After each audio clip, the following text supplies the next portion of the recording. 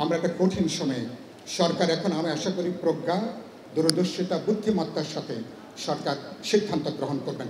এখনকার একটা ভুল সিদ্ধান্ত দেশ এবং দেশের গণতান্ত্রিক ভবিষ্যৎকে বিরাট বিপর্যয়ের দিকে নিয়ে যেতে পারে।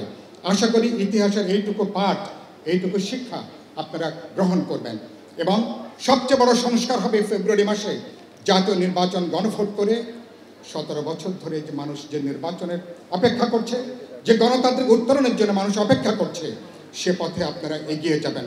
এর ব্যত্যয় ঘটলে কেবল আপনারা দুর্ভাগ্যজনকভাবে হয়তো বিদায় নেবেন না, পুরো দেশ একটা অনাকাঙ্ক্ষিত বিপর্যয়ের মধ্যে আপনারা নিয়ে যাবেন। অনেকে আশঙ্কা করছেন এটা গৃহযুদ্ধের বিপদের মুখে আপনারা ঠেলে দিতে পারেন।